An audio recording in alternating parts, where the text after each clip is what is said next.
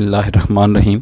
अस्सलाम वालेकुम students. Electricity and magnetism में आज का हमारा टॉपिक है सिलिंड्रिकल कैपेसिटर, और हम इसकी कंस्ट्रक्शन को देखते हैं और उसके बाद जो है वो हम इसकी कैपेसिटेंस की वैल्यू मालूम करेंगे। पहले आप देखें, जो सिलिंड्रिकल कैपेसिटर है इसके अंदर एक सिलिंड्रिकल कंडक्टर और उसके बाहर भी एक सिलिंड्रिकल कंडक्टर। इसका मतलब है कि एक्चुअली में दो सिलेंडर्स हैं जिनका एक्सिस सेम है, और एक जो इंटरनल सिलेंडर है इसका डायमीटर कम है, इसको ए कह दिया गया, और ये जो एक्सटर्नल सिलेंडर है इसका डायमीटर लार्ज है, इसको आप बी कह दें। यानी ये बिल्कुल ऐसी ही है जैसे पैरेलल प्लेट कैपेसिटर में दो पैरेलल प्लेट्स थी, तो यहाँ पर दो कंसेंट्रिक सिलेंडर्स हैं यानी जिनका एक्सिस सेम है और सेंटर सेम है, लेकिन एक का रेडियस कम है और एक का रेडियस ज़्यादा है। अब आप इसको चार्ज कैसे कर सकते हैं? आप एक सिलेंडर को बैटरी के पॉजिटिव टर्मिनल से और दूसरे सिलेंडर को बैटरी के नेगेटिव टर्मिनल से जब अटैच करेंगे तो इस तरह से आप इस सिलेंडर को, सिलिंड्रिकल कैपेसिटर को चार्ज कर सकेंगे। अब ये तो एक्चुअली में इसका साइड व्यू दिखाया गया है। अगर आप इस व्यू को देखें, ये उसका क्रॉस सेक्शनल व्यू है, यानी आप ये समझ लें कि अगर ये एक सिलेंडर है, ये इस सिलेंडर का साइड व्यू है, और अगर आप इसको इस तरह से देखेंगे तो एक्चुअली में ये इसका जो है वो क्रॉस सेक्शनल व्यू है कि आप इसका क्रॉस सेक्शन को देख रहे हैं।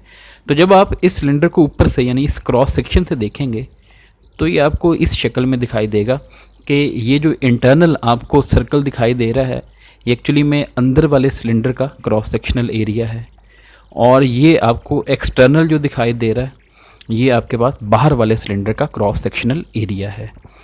अब आपने इंटरनल सिलेंडर के रेडियस को ए कह दिया है, और ये जो एक्सटर्नल सिलेंडर है बिल्कुल बाहर, इसका जो रेडियस है वो है बी। अब हमें एक प्लेट को नेगेटिव करना होता है और एक को पॉजिटिव।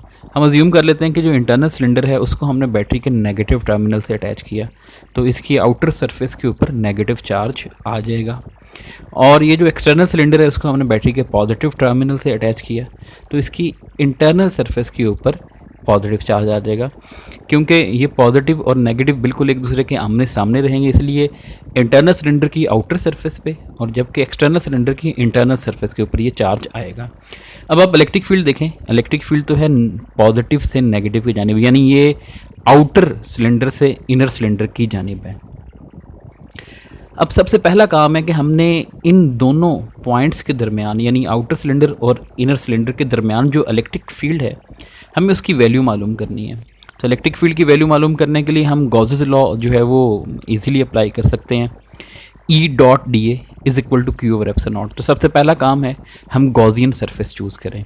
तो हमें अगर इलेक्ट्रिक फील्ड मालूम करनी है इन दोनों पॉइंट्स के दरमियान यानी आउटर और इनर सिलेंडर के दरमियान, तो गॉसियन सरफेस इन दोनों के मिड में होनी चाहिए, दरमियान में। तो ये इन दोनों के मिड में ये सिलिंड्रिकल शेप में ही ये भी उसका क्रॉस सेक्शन दिखाई दे रहा है गॉसियन सरफेस का। हम एक गॉसियन सरफेस ले लेंगे, इस गॉसियन सरफेस का रेडियस आप आर कह दें, और आर की वैल्यू जो है वो आप देख सकते हैं कि ए से यानी इनर जो सिलेंडर है उसके रेडियस से ज़्यादा होगी और आउटर सिलेंडर के रेडियस से कम होगी।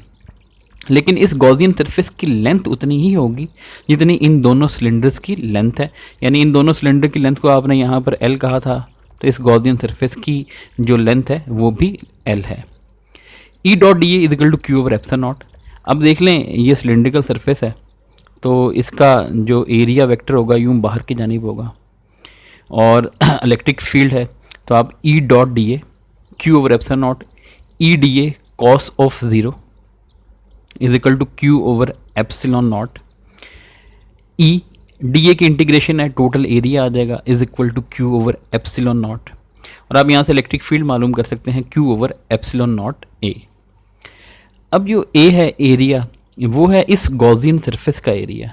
अब इस गॉसियन सरफेस का रेडियस है आर और इसकी लेंथ है एल, तो जो सिलेंडर होता है उस सिलेंडर की जो सरफेस एरिया का फॉर्मूला है वो है 2 पाई आर इंटू एल, क्योंकि 2 पाई आर जो है वो उसकी क्रॉस सेक्शनल लेंथ है और एल जो है उसकी लेटरल लेंथ है, दोनों को मल्टीप्लाई कर देते हैं तो 2 पाई आर इंटू एल और एप्सिलॉन नॉट, तो Q over 2 pi epsilon naught L और 1 ओवर आर। मैंने इसको रीअरेंज कर लिया। अब दूसरा काम था हमें इस नेगेटिव और पॉजिटिव प्लेट के दरमियान पोटेंशियल डिफरेंस चाहिए। तो पोटेंशियल डिफरेंस मालूम करने का तरीकाकार हमने ये डिसाइड कर लिया था कि हम नेगेटिव प्लेट से पॉजिटिव प्लेट की तरफ चलेंगे और ई को इंटीग्रेट कर लेंगे ओवर द लेंथ ds। अब ई की वैल्यू तो है ये पॉजिटिव से नेगेटिव की तरफ, और ई की वैल्यू है q over 2 pi epsilon naught l 1 over r, आपने यहाँ पे लिख दिया। नेगेटिव प्लेट अंदर वाली है, ये a से स्टार्ट हो रही है और आउटर जो सिलेंडर है वो b तक चल रहा है, तो a से लेके b की तरफ। ds की जगह dr कर लिया क्योंकि ये रेडियल डायरेक्शन में ही है आपका डिस्प्लेसमेंट है, इसलिए उसको dr कह दिया। अब q over 2 pi epsilon naught l as it is आ जाएगा dr ओवर r। तो dr ओवर r उसको जब आप इंटीग्रेट करेंगे तो वो लॉगरिथम ऑफ r आ जाएगा, नेचुरल लॉग, और लिमिट्स हैं a से लेके b तक। तो आप एक दफ़ा b पुट करें, माइनस लॉग ऑफ a आ जाएगा। और लॉगरिथम जब सब्ट्रैक्ट होते हैं तो आप उनको एक ही लॉगरिथम में डिवाइड करके इस तरह से लिख सकते हैं। तो ये आपके पास आ गया पोटेंशियल डिफरेंस। अब कैपेसिटेंस होती है q over v। q divided by v की जगह जब आप ये सब कुछ पुट करेंगे तो q से कैंसिल हो जाएगा और बाकी सब कुछ रेसिप्रोकल हो जाएगा। तो 2 pi epsilon naught l over logarithm of b over a। अब आप देखें कि ये किन किन चीज़ों पर डिपेंड कर रही है। पहली चीज़ वही है कि नंबर 1 ये किस चीज़ पे डिपेंड करती है, ये कैपेसिटेंस डिपेंड करती है डायमेंशंस के ऊपर। अब डायमेंशंस में क्या क्या चीज़ें आ जाती हैं, नंबर 1 लेंथ कितनी है, इनर सिलेंडर का रेडियस कितना है, आउटर सिलेंडर का रेडियस कितना है। उसके अलावा एप्सिलॉन नॉट, और एप्सिलॉन नॉट का मतलब क्या है, परमिटिविटी ऑफ फ्री स्पेस। तो इसका मतलब है इन दोनों सिलेंडर के दरमियान जो मीडियम है उस मीडियम की परमिटिविटी के ऊपर जो है वो डिपेंड कर रही है कैपेसिटेंस की वैल्यू।